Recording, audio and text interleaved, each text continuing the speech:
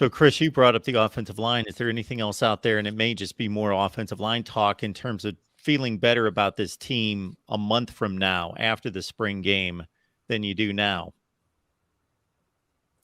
I think with repetition and some of the newcomers like Casey Roddick and a few others, the guy from UTEP and some others, once they get repetition and they start really learning the playbook, Mike Norevell with the system, we like to pull tackles, we like to pull guards for a lot of the RPO stuff, and they're just not used to it yet. So there's a little bit of slug, in my opinion. There's a little bit of sluggish play there because it's not just secondhand nature to make that move. So I think with repetition they'll end up being fine. I'm more excited about the offensive line this year than I have been in the past 10 years because of the amount of depth that we have. So I don't think there's anything to worry about as offensive line goes. I think we'll end up being more than fine.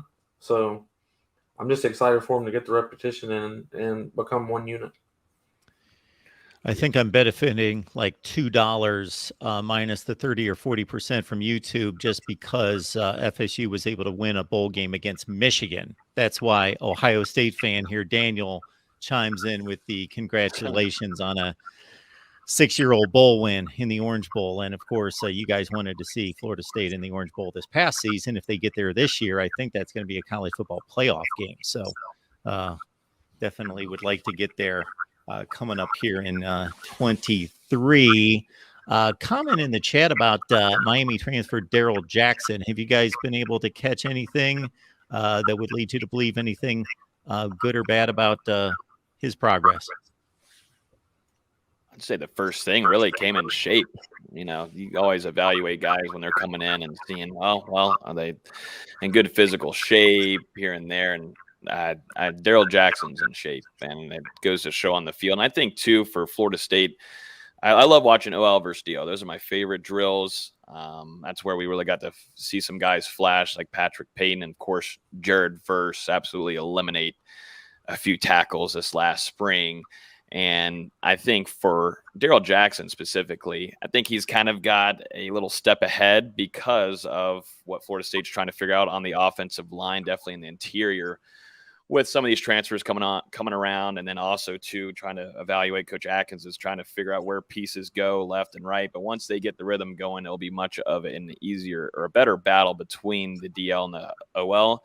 But yeah, Daryle Jackson looks the part, and I think Florida State having him lined up to Fabo, and definitely a few others like Joshua Farmer, who continues to shine and make strides left and right. It helps a ton whenever you get a fully healthy Fisk back too. It was crazy to see him, Mike Norevell having that race every practice, and then to see just another guy that's in shape is Braden Fisk, the Western Michigan defensive tackle transfer. So Florida State, depending on the waiver, like James said, and we won't get too excited from an outlet side of things on him until that waiver's approved and we'll be able to see him out on the field. But every part of it shows that, Odell Haggins and what Adam Fuller and Mike Norevell, what they were able to do in that transfer portal, grabbing him was big. Also shout out to my guy, Corey Fuller, as always.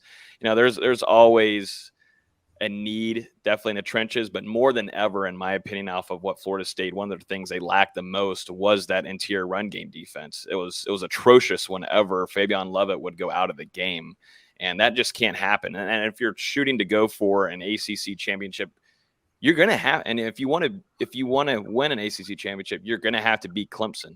And guess who you're going to have to stop that you haven't been able to stop 2 times in a row? Will Shipley. You haven't. You have not been able to stop him. So Florida State's, either if there's going to be an injury in the season, that shouldn't be an excuse. You've got to have guys that step up and make the case. And in my opinion, Jared Jackson was a letdown last year.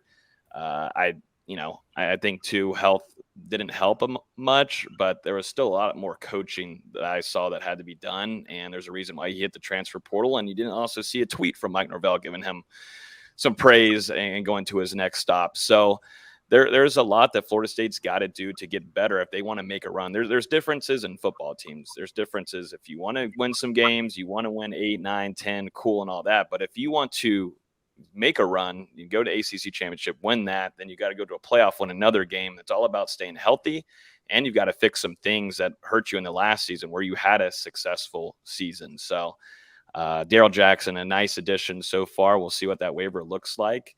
But yeah, that's a big boy and came in shape very well.